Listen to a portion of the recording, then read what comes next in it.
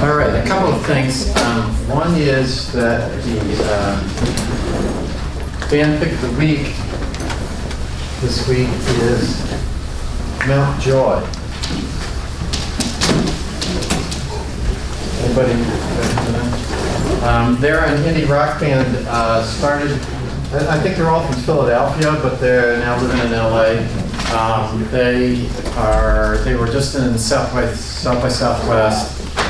They've got a tour going on in Europe right now, but then they're going to be doing a U.S. tour in October, and they're going to be in Detroit in October.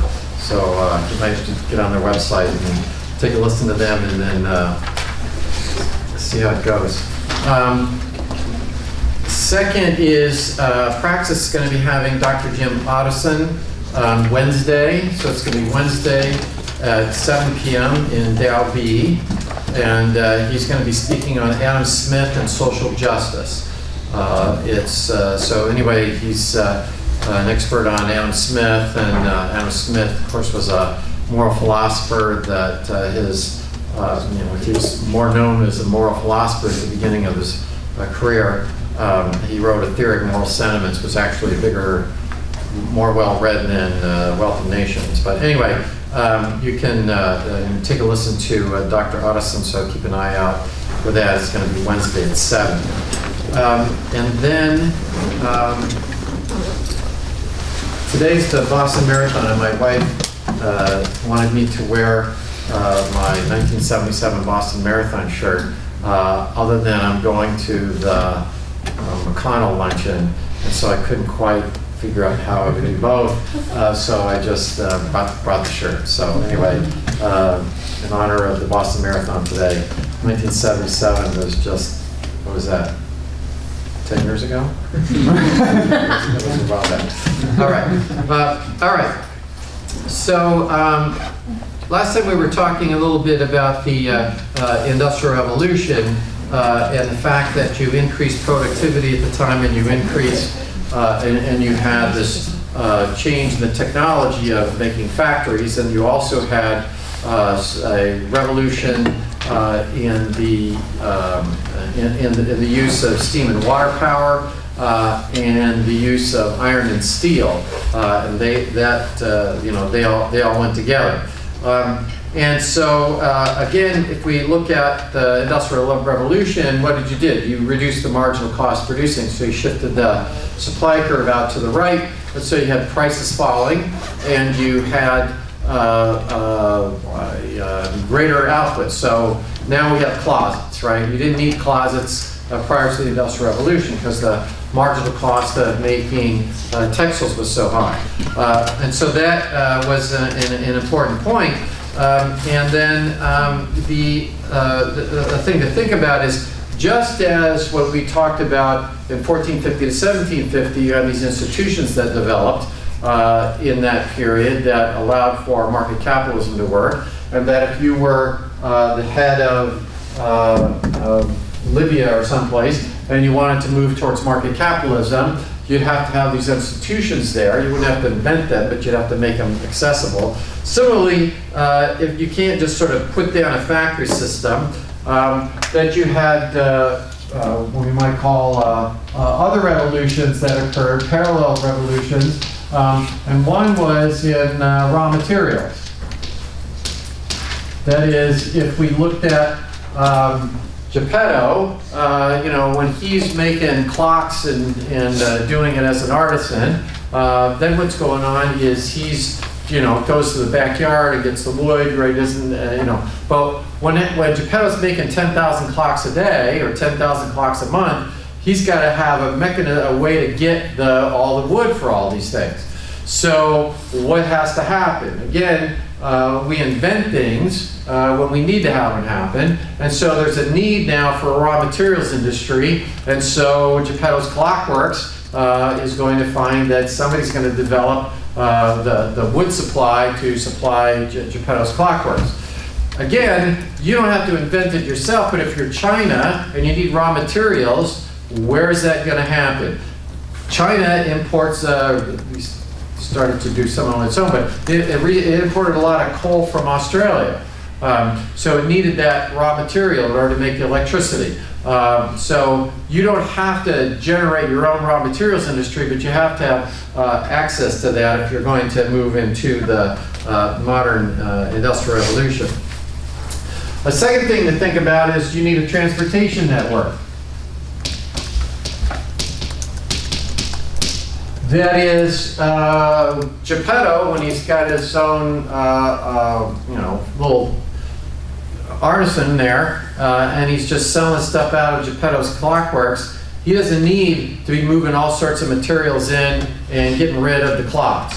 But once he's making 10,000 clocks a month, Geppetto's got to have some way to get the raw materials into his little village there, and he's got to have a way to get them out.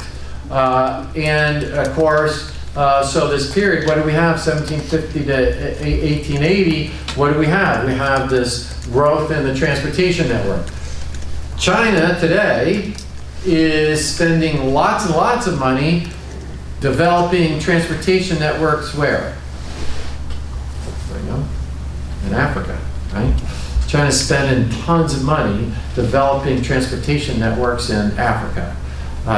Because, and so what should happen over time then is that'll make it easier for Africa to become part of the international trade and part of market capitalism, and offer a source of raw materials for China, a mechanism for China to retail stuff. And so we're seeing, again, we're noticing that China's going through all these stages that the US went through in decades, or I mean centuries. In centuries, they're doing it in decades. But anyway, the point is that you can't just plop factories down. You're going to need some sort of transportation network as well. Third thing that it develops is this wholesale and retail trade. That develops in this period. Again, when Geppetto is just making clocks out of his house, he doesn't need to wholesale the clocks, and he's the retailer himself. Whereas Geppetto's clockworks, if they're making 10,000 clocks a day or a month or whatever, Geppetto's not selling those clocks. Geppetto's got to get a way to get those clocks sold. And so what happens? Somebody decides, okay, I will buy all your clocks, Geppetto, and Geppetto sells all those clocks to the wholesaler. The wholesaler then goes around and sells those clocks to different retailers around the, around the world or whatever. So if you are, Mary Beth's down here, it's a clothing store downtown, Mary Beth Clothing, she probably buys some of her clothing at least from a wholesaler. What does a wholesaler do? They buy direct from the manufacturer and then they sell to the retailers. Because the manufacturer doesn't want to necessarily sell straight to the retailer. Now, Walmart, what did they do? They combined both, right? Walmart got big enough that they could buy directly from the retailer, and they've got all sorts of retailers. So they buy direct from the manufacturer, and so they're the wholesaler, but they're selling to their own businesses, their own stores. So one of the reasons that Walmart did so well is they were able to combine the wholesale and retail market. But nonetheless, the idea of being a wholesaler doesn't exist prior to the Industrial Revolution. I don't need a retailer because Geppetto is the retailer and the manufacturer. But once the manufacturing is separate from the sale, you need to develop wholesale and retail trade. Again, you don't have to do it yourself, but you got to have your economic system and political system structured so that Walmart or somebody can enter your country. And then lastly, if we think about it, you need some further development of the things that developed in this period, 1450 to 1750. So you had a further development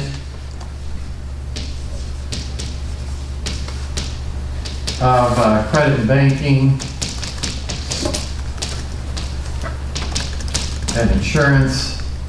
Okay, Those institutions that were developed in this 1450 to 1750 to manage the expansion and activity that's coming, because now you've got a shipping industry and you've got trade. Now I've got to have an expansion that's necessary in order to make the factory system work. Also you had innovations in agriculture, right? We noted that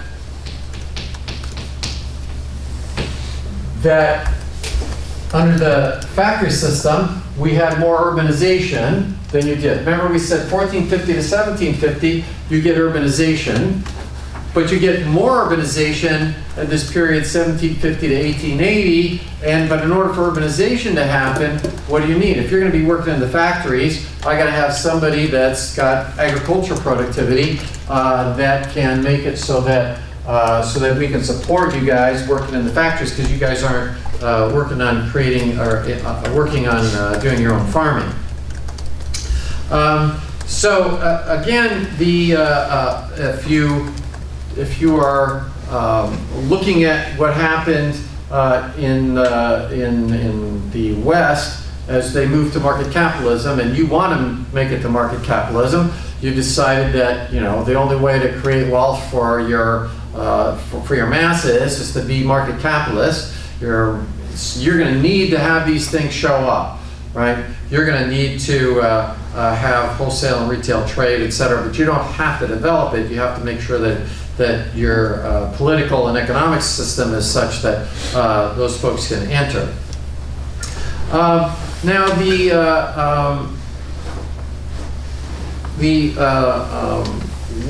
why did the Industrial Revolution happen where it did?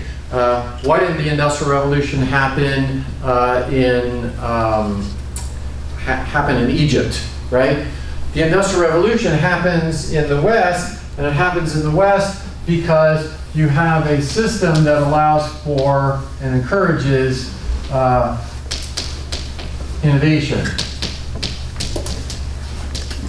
right? The factory system doesn't happen in the feudal period. It doesn't happen in places where you're not rewarded for innovation. The factory system doesn't start in Russia. The factory system doesn't start in Liberia. The factory system starts in Great Britain. And why does it start there? Because you have an incentive to innovate, and it eliminated barriers to putting these things to use. Remember, Hayek talks about that.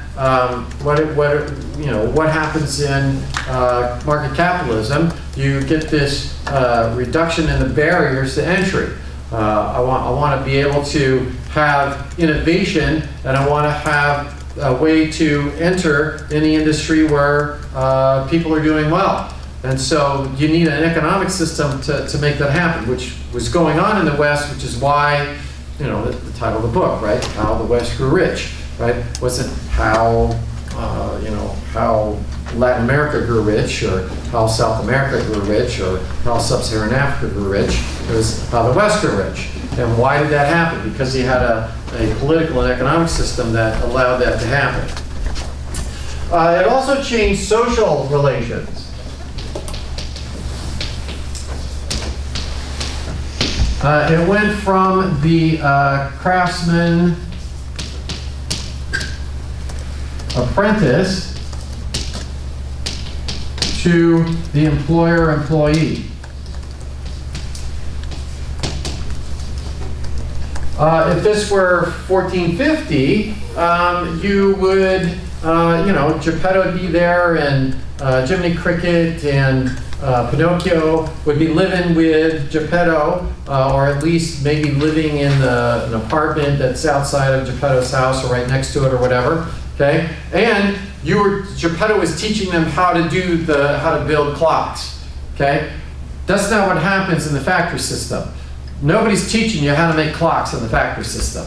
What's happening is you're putting the hands on the clock as it goes by, right? And you're not living with the employer.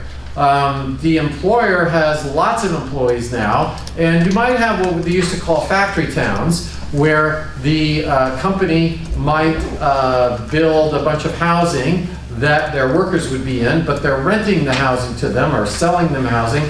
They're not providing them housing. And so there's this whole distinction now between the employer and employee that wasn't there before. We mentioned this last time, I think, that Adam Smith was also concerned with, in The Wealth of Nations, when he was talking about the pin factory. One of the things he was talking about is people's attitudes might change. And his concern was that under the artisan craftsman world, Geppetto would be teaching you how to make a clock, and that's what you'd be doing, right? You'd be learning how to do something. Whereas in the factory, you're not learning how to do anything. In the factory, you're just doing the same thing over and over and over again. And there's a discussion in Wealth of Nations about how that might have negative social effects, that might have negative effects on the psychology of people if they're working in the factory. So anyway, just to point out that there's this social relation change that's going on at the same time as this economic change. Now, when we also we noted that in the era 1450, 1750, you had these innovations in trade, and that there was this positive feedback loop here where you innovated and found a way to expand trade. You had ships that were faster, you had ships that were larger, whatever. That expanded the market. But once the market expanded, you had a greater incentive to innovate in order to have trade. And so that then expanded the market even further, and so you got this positive feedback loop. You have a similar thing going on here in that it's a factory system. What does it do? The factory system leads to specialization of labor and for trade. That's what occurs in the factories, right? And so if what's going to happen is we're going to start making stuff in factories, what are we going to do? We're not going to make each of us be self-sufficient. What's going to happen is Geppetto's going to make 10,000 clocks. He's going to employ you guys. You guys are going to go in and stick the hand on the clock as it goes by, right? And then what do we do? We're going to pay you a medium of exchange, and you're going to then swap that for other stuff, right? I'm going to pay you in, let's say, pounds, and you're going to take those pounds and you're going to buy stuff. So what do you get when you get a factory? You get even more specialization of labor than you had prior to that, and you get more trade. And of course, both of those things lead to an increase in the standard of living. If you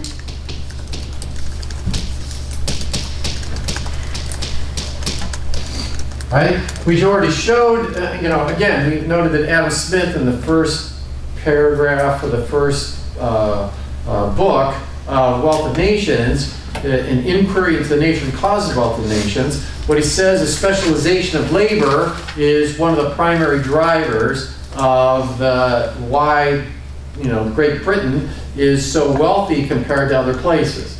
We also showed you that when you allow for trade, because people capture their opportunity costs, we make it so that there's actually more stuff in the world, right? That's why one of the reasons the trading cities outcompeted the feudal system. We gave the example on the board, and we gave the example in the textbook that shows that even without changing the technology or changing the amount of resources out there, if you just allow people to trade, there's actually more stuff existing in the world. So what happens in the factory system is you get specialization of labor and you get more trade than you did, and of course that leads to a higher standard of living, which means there's more places for now instead of making 10,000 clocks, I can make 30,000 clocks, because now people have money to buy clocks that didn't have money to buy clocks before. And so you get this positive feedback mechanism that worked in the similar fashion that we had looking this period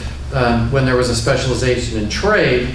And so, as you get, when we talked about economies of scale, when we were looking at marginal cost curves, and we noted that if you could shift your marginal cost curve out, you could gain from scale economy. If I could have one size of factory and then a larger size of factory, it's possible that I might be shifting that marginal cost curve out and gain from economies of scale.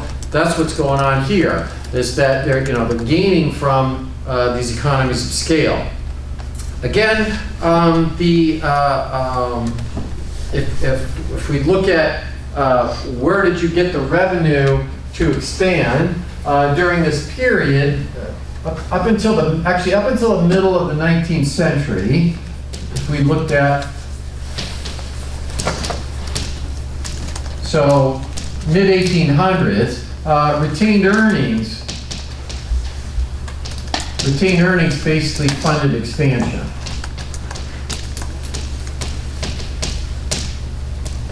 That is, I earn enough from my factory that if I want to increase the size of the factory, I've got enough earnings from what we're producing in order to expand the factory. So I don't need to go out and find a way to gather up all sorts of additional revenue in order to do expansion. Expansion is being driven by retained earnings. But if you look at the period starting at about, then we'll talk about this in just a moment, this period starting in the middle of the 1800s, there begins to be a need for revenue beyond what the retained earnings are in order to expand what your expand your output. Notice that again you needed this increase in agricultural productivity. Sort of emphasize this again. You got an increase in ag productivity. If you didn't have that, you couldn't really have factories, right? So that allowed you to feed the factory workers. So again, not just one thing happens, right? They're all interrelated. So that you get this increase in agricultural productivity, and what was going on here is you had the use, especially at the end of this period, you had the use of fertilizer. You had crop rotation. You had innovation in the science of agriculture, and you had machinery that was used to, you have tractors and the like developing in this period, 1750 to 1880. And so I got this increase in agricultural productivity that's parallel with the increase in production through the factory system. That increase in agricultural productivity allows me to have a bunch of factory workers that I couldn't have had if we didn't have the food. They would have had to remain on the farm in order to feed themselves. So urbanization is occurring, increased agricultural productivity, factories, increased standard of living, innovation, factories are getting bigger, realization of economies of scale that's going on. Now, one question that comes up is, what happened to the poor, or what happened to the average person when the Industrial Revolution starts? Right? What happens to the income or standard of living, put it that way? What happens to the standard of living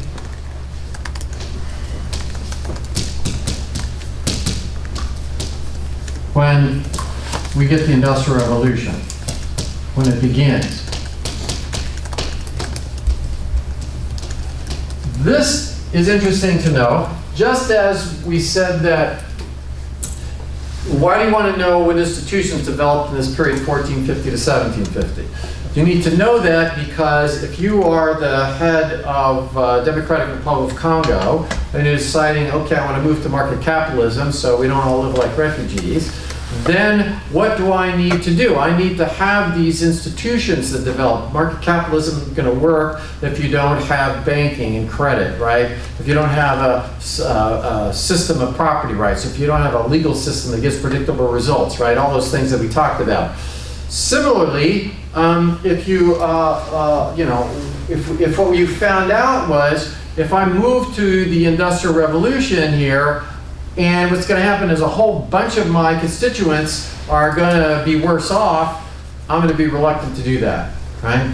If I were the premier of China, and it's 1980, and we're going, okay, hey, should we continue with these special enterprise zones? And I go, oh, by the way, it's going to be about 10 years and about 600 million of your people are going to be worse off. To go, you know what, I not be around for 10 years if that happens. But if you knew that people were going to get better off immediately, then you'd be more interested in moving towards market capitalism. So historically, the question then would become, what happened at the beginning of the Industrial Revolution? And it turns out that there was an immediate increase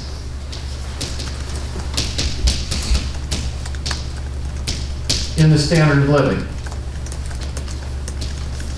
Now, you might say, well, gee, you know, I'm looking at Charles Dickens, and you know, I've got Tiny Tim coming in, you know, looking for his pot of porridge, and you know, he's saying, "Can I have some more?" You know, so you're thinking, wow, that must be a bad situation, right? They shouldn't have. Maybe they shouldn't have this Industrial Revolution.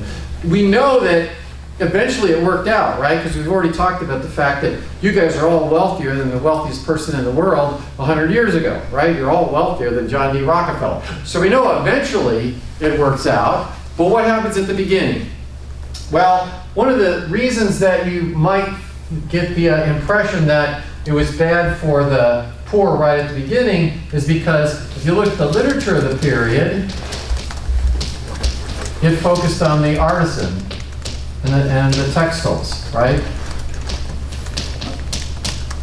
And the textile industry. So what's happening? If you were a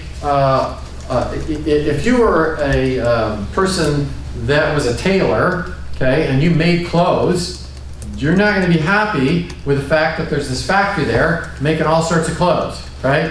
You're going to be bummed. Same thing that if you worked in the Underwood typewriter factory, you know, in 1970, and somebody said, "Oh, by the way, here's what's going to happen. By the time, you know, by the time your kids are in college, nobody's going to be using typewriters. They don't even exist anymore." You're going to go, "Are you kidding me?" Right? I don't want that to happen. Which is what happened, right? And no one's really, you know, worried about what happened to the Underwood typewriter factory people. But if you were viewing the world, the technological change that was happening from the perspective of the Underwood typewriter factory worker, you'd say, wow, that's a real bummer, right? So if what we do is we view the world from the view of the craftsman, we've mentioned that Schumpeter calls market capitalism creative destruction. Some things are just going to get wiped out.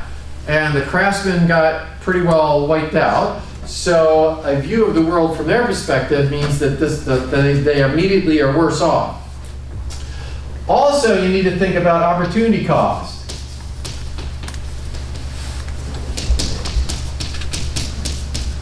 What were you going to do to maybe Tiny Tim working in a factory at the age of 11, making, you know, the equivalent of $1 a day? You'd say, wow, that must be bad.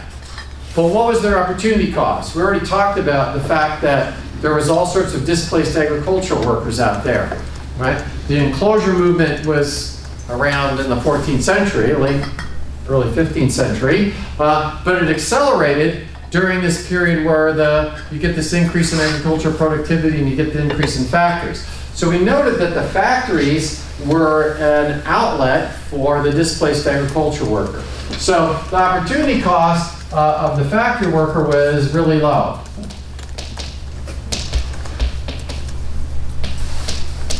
So even though they weren't, I mean, even if you were an 11-year-old working in the factory, what else would you be doing? You would have been working out in the fields. You wouldn't have been just sitting around doing nothing, right? So why do we care about that? Is because you'll see people say, gee, what about Nike, right? Nike's got these factories in China and they're paying people, you know, $5 a day to work there. Nike must be an awful horrible place, okay? But you got to look at what's their opportunity cost. Are these people better off working in the factory in Nike than they would have been otherwise? If there was a voluntary exchange, you must be saying, okay, they're better off than they otherwise would have been. Otherwise, they'd be doing something else. So what do we know today, right? We know that factories start showing up in China. And of course, what happens when factories show up in China? The value of your marginal product goes up, right? We said that the one way to increase your wages, the only way to do that is to increase the value of your marginal product. Well, if you have factories to work at, what happens? The value of your marginal product goes up. And what's going on in China, right? Wages are rising. And as wages are rising, Chinese firms are starting to produce where? So starting to produce in the Philippines, right? So what's going on there? That because you can get wages, you can get labor cheaper in the Philippines than you can in China today. So, but what's going to happen? As the factories and as the physical capital increases there, the value of marginal product of those in the Philippines will go up and their wages will rise. If this were 1960, Japan would have cheap labor that made cheap, shoddy products. If it said made in Japan, it meant maybe you're really, you know, you're sort of at the bottom end of the socioeconomic status if you're buying stuff that's made in Japan, okay? But what happened? Machinery moved to where the low-wage labor was. And in fact, labor costs today in Japan are higher than they are in the United States. So you're seeing Japanese auto manufacturers that are locating manufacturing plants in the United States because the labor costs are lower. So if we look at it from the perspective of, yeah, would you want that job now? Let's look at compare it to your situation. You're going to go, wow, that's pretty much of a bummer. But if you look at what's their opportunity cost, you're going to say, you know what? If the Nike hadn't put that factory there, these people would be worse off than Nike putting the factory there. And so the same thing's looking at, if you look historically and you look at the opportunity cost, you'll see that in fact the standard of living goes up. There's a book that you might want to take a look at. It's called Capitalism and the Historians, and it's by Hayek. Right? So Friedrich Hayek wrote Capitalism and the Historians, and he basically brings this up, but he's got a lot of data in there to show that in fact the data show that there was an increase immediately. Right? Now, it wasn't very much to start with, right? Just as we said that the period 1450 to 1750 was one of slow growth, you have more growth in the period 1750 to 1880, but you don't need 5% growth in your standard of living to see your children twice as wealthy as you are, right? You only need 2% growth to see your children twice as wealthy as you are. And so the data that Hayek presents shows that in fact you got an increase in the standard of living. Also, you need to think about when you're looking at the data, look at the fact that you have the Napoleonic Wars going on. All right? Napoleonic Wars were 1799. What was going on in the Napoleonic Wars? That's got to be reducing the standard of living, right? Because what am I doing? I'm blowing stuff up instead of making stuff. Rather than people producing things in factories, people are running around shooting each other.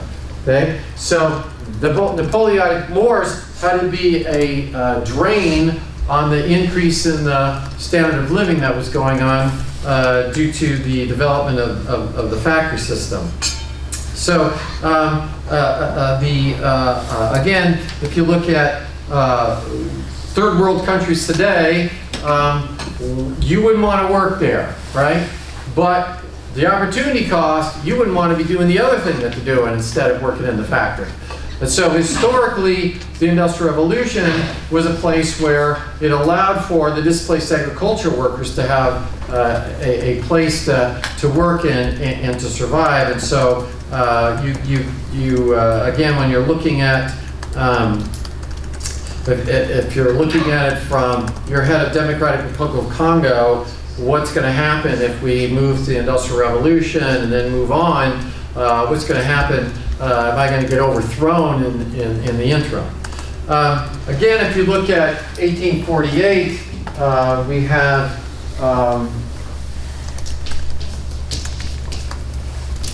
a guy named Karl Marx, right, and Frederick Engels. What do they write? They write the Communist Manifesto in 1848.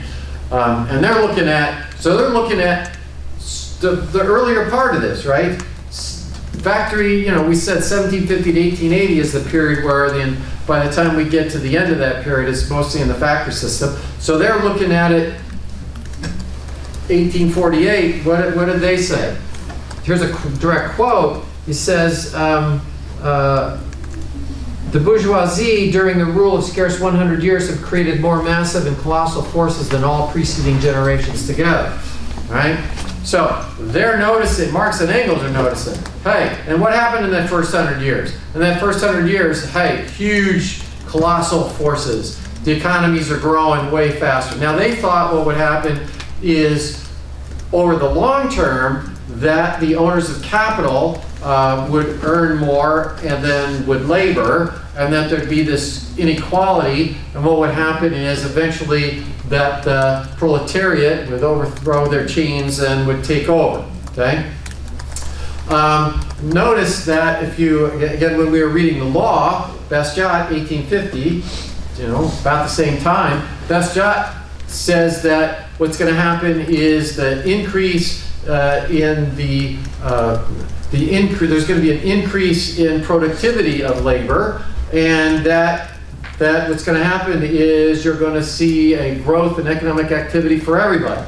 That's what he thinks. Government should not be engaged in legalized plunder, that countries that don't engage in legalized plunder are going to see an increase in the standard of living for everybody. That's what he thinks. So maybe Marx is right. You've got, as I said, I think, well, they got 2 new people running for president, right? Announced yesterday. So I guess we're up to 490 now, people running for president.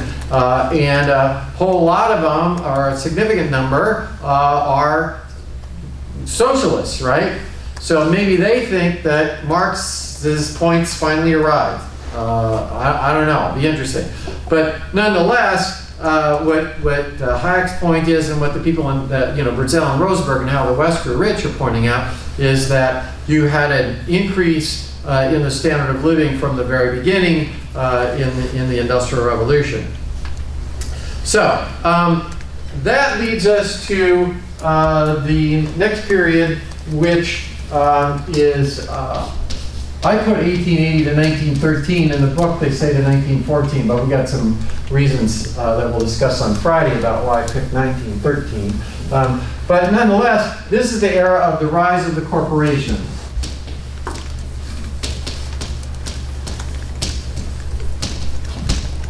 And why do we need a corporation to exist? We need corporations to exist for the same reason that all those other institutions have developed to exist, because there's a need for it develops. So corporations don't show up in Egypt, right? Corporations show up in Great Britain. We talked about the period 1450 to 1750, where you had the idea of the firm distinct from the individual, okay? The firm distinct from the individual, though, in that period was based on trading companies. That is, they were chartered monopolies. They were distinct, but they couldn't produce stuff. What happens here is that you get the rise of the corporation, where you have a company, right? And what can it do? It can engage in any activity that it wants, right? In any economic activity.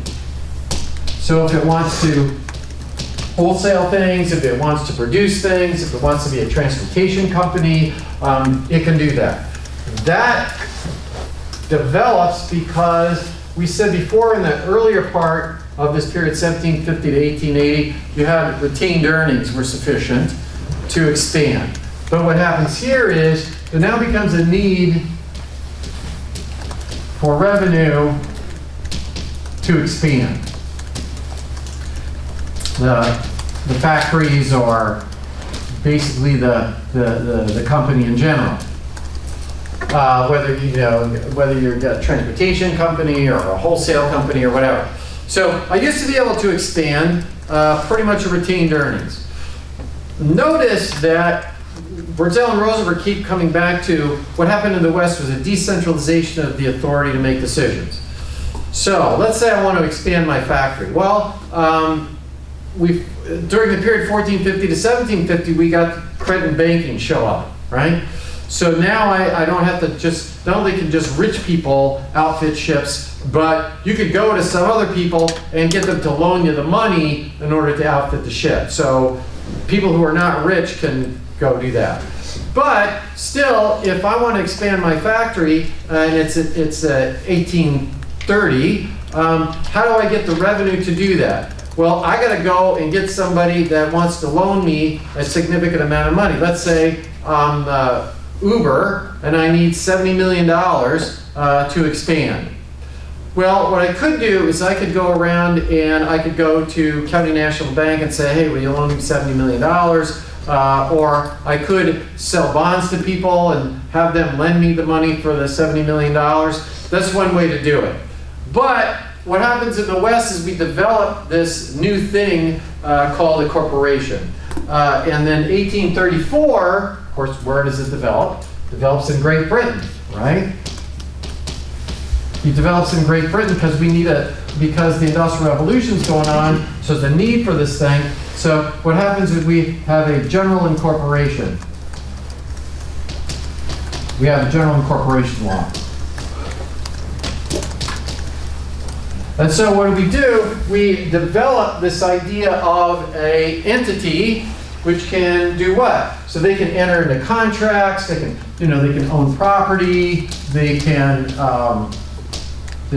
hire labor, they can enter into contracts, they can do all these things that an individual can do. I invent this thing. Again, why does it develop in Great Britain? And why does it develop when it does? I don't need a general incorporation. I don't need that in 1750. I don't need it in 1800, okay?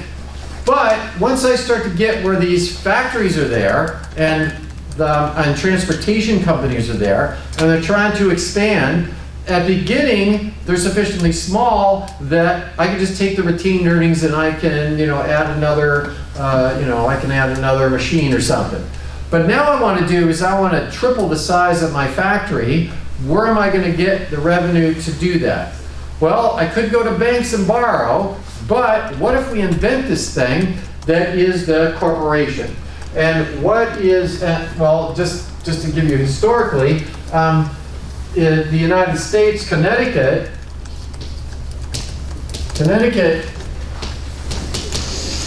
as it in 1839, Connecticut gets a general incorporation statute, actually 1837, right? Again, in the United States, that's where we have the general incorporation statute. So Connecticut develops it in 1837, and states have the laws for incorporation. That is, if you form a company, if Uber forms a corporation, it doesn't go to the federal government and get incorporated. You get incorporated by a state. So Connecticut was the first place to do this. and if you ever you happen to look around, what you'll notice is lots of companies have Connecticut as their state of incorporation. So they have to follow the laws of the state of Connecticut in terms of corporate law. In 1891, New Jersey allows activity across state lines. Prior to that, you could, if you were incorporated in the state of Connecticut, you only undertake activity within the state of Connecticut, right? You could produce things, you could have a transportation thing, but you couldn't cross state lines. Well, that's all you needed for a while, right? But eventually you need to do it across state lines, and so New Jersey develops an incorporation statute that says you can form a company in New Jersey and you can operate anywhere else. You can operate around the country. So by the time we get to this period, 1880 to 1913, much of the economic activity is going on under the guise of these things called corporations. You guys, everything that you buy, or not everything, but probably most things that you buy, you're buying from a corporation. If this were 1810, that would not be the case, okay? So why does the corporation work? The corporation works because it allows me to get the revenue to be able to expand. Just Uber is about to become incorporated, okay? So right now, Uber is a private company owned by individuals. And if Uber wants to expand, if it wants to get $75 million to expand, it could go to a bank, it could go to Wells Fargo and say, hey, I need $75 million, will you loan it to me? Okay. It could go to their rich uncle and say, hey, will you loan me $75 million? Or what it could do is it could say, you know what, we're going to sell shares in the company, where you're going to own a piece of Uber, which is what Uber's about to do. Lyft just did it a couple weeks ago. Lyft just had what's called initial public offering. Now the way that works is, I say, I'm going to sell 1 million shares in Uber, okay, and I'm going to sell them at $70 a pop. So you could say, hey, you know what, I'm willing to own, I want to own a piece of Uber, and I'll give $70 to be able to own a little piece of Uber, okay? It might be easier for me to find 1 million people that would pay $70, or I might find 500,000 people that would pay $140 to be owner of Uber. So what these initial public offerings do is they allow the company to be able to go out and find to get a little bit from lots and lots of people, rather than having to find a huge amount of money from 1 or 2 people.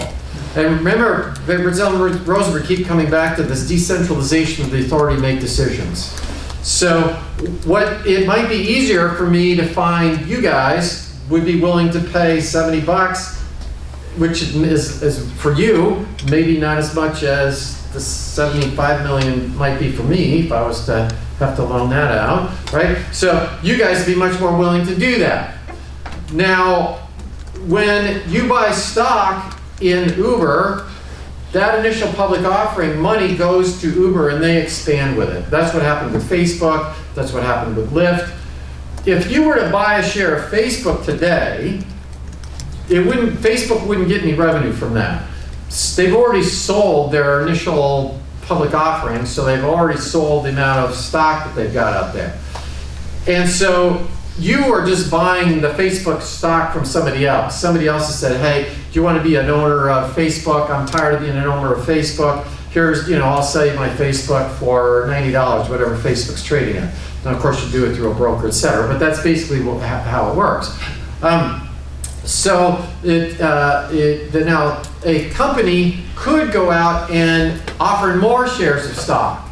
If you were General Electric, you might say, you know what, we want to raise another $100 million. We're going to increase the number of shares of stock out there, and people are going to buy it. Now, if you're an existing shareholder, you now own a smaller part of the company, right? So you have to decide, is the money that they're going to bring in going to allow them to expand sufficiently that the value of my original shares is going to go up enough to offset the fact that there's more shares out there.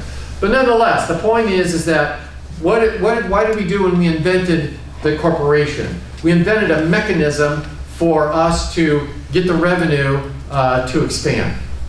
All right, for Wednesday, we will maybe finish How the West Grew Rich. That would be my goal. We're not going to read much of science. I'm just going to summarize it just like Chapter 11 in Constitution of Liberty. Right? You should be able to answer a multiple choice question or something on that, but not going to ask an essay question on that. So you should be able to get through How the West Grew Rich. If we don't finish it on Wednesday, we'll certainly finish it first part of the class on Friday. Then we'll start the macro piece. So hopefully we'll get 4 lectures on the macro end. Right? All right. Why are you trying to bring me in next week? What?